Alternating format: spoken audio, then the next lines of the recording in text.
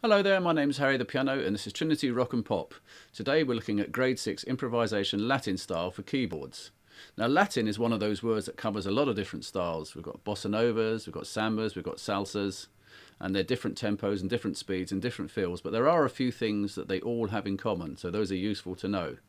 The first thing, when you're talking about the rhythm, the way you would play with your right hand when you're improvising lines in bossa nova style or Latin style generally, is it's not swingy, jazzy quavers. It's very straight, almost sort of as in the way you would play a classical scale. So you get feel like this.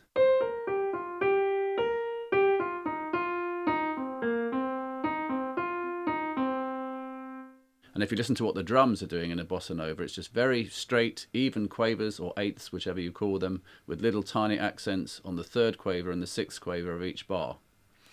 As well as playing that kind of minor pentatonic scale like this,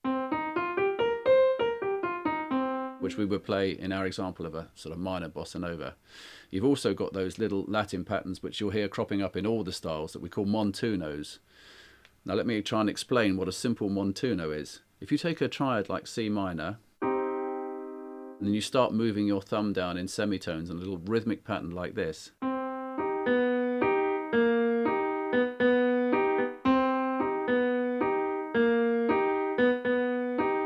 that's a very simple Montuno. They're usually built around very simple harmonies. If you're playing a faster Latin track, like a salsa style or a samba style, you take that and you kind of do it at the top and the bottom of the chord, so you get,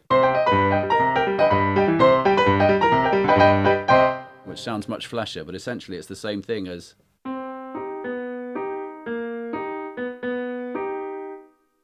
And in our left hand, pretty simple bass line for something. This would sound like this.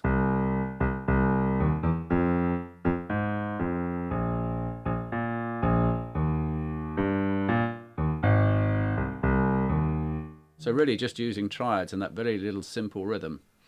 And when you put these things together, you'll get a little Latin bossa nova feel that sounds like this.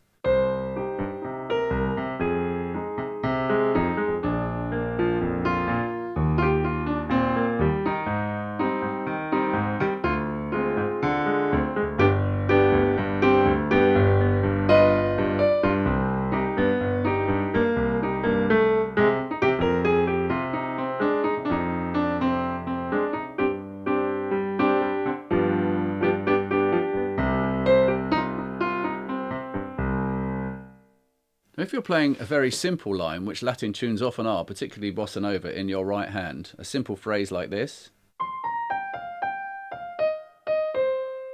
it's pretty basic and it's pretty ugly, to be honest, because I played all the notes at the sort of the same level, same dynamics.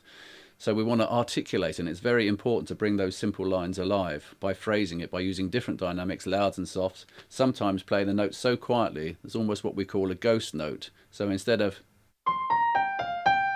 we play the F there, you'll notice almost disappears. So you're actually giving a shape to your phrase. And when you put that together with the left hand,